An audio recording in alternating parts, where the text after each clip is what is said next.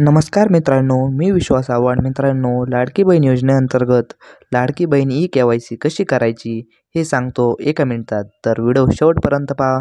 चॅनलवर जर नवीन असाल तर चॅनलला सबस्क्राईब करा. असेच महत्त्वपूर्ण आणि कामाचे व्हिडिओ मिळत राहतील. तर चला मित्रांनो, व्हिडिओला सुरुवात करूया. लाडकी बहीण महाराष्ट्र जिओ-इन या वेबसाईटवर यायचे आहे. आल्यानंतर खाली पहिलाच बॉक्स दिसेल, मुख्यमंत्री माझी लाडकी बहीण योजनेचे लाभार्थी KYC प्रक्रिया पूर्ण करण्यासाठी येथे क्लिक करावे. या बॉक्सवर क्लिक करायचे आहे. क्लिक केल्यानंतर अशा प्रकारे पेज ओपन होईल. तेथे लाभार्थी आधार क्रमांक विचारला जाईल. त्यानंतर कॅप्चा फिल करायचा आहे. त्यानंतर मी सहमत आहे या ऑप्शनवर टिक करायचे आहे. त्यानंतर OTP पाठवा ऑप्शनवर क्लिक करायचे आहे. आधार कार्डला जो मोबाईल नंबर लिंक असेल त्यावर OTP येईल. तो OTP या ठिकाणी टाकायचा आहे. OTP टाकल्यानंतर सबमिट या ऑप्शनवर क्लिक करायचे आहे.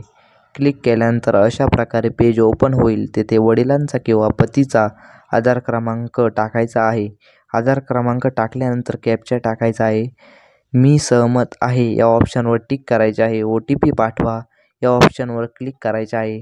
पतीच्या किंवा वडिलांच्या आधार कार्डाला जो मोबाईल नंबर लिंक असेल त्यावरती OTP येईल. OTP आल्यानंतर या बॉक्समध्ये टाकायचा आहे.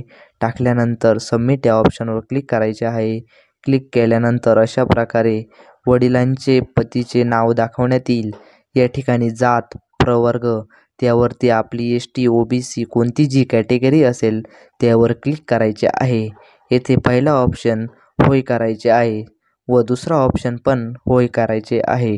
ते सेट करून उपरोक्त अनुक्रमांकावर क्लिक करून सबमिट करायचे आहे. सबमिट केल्यानंतर तुमची KYC पडताळणी यशस्वीरित्या पूर्ण झालेली आहे असे दिसेल.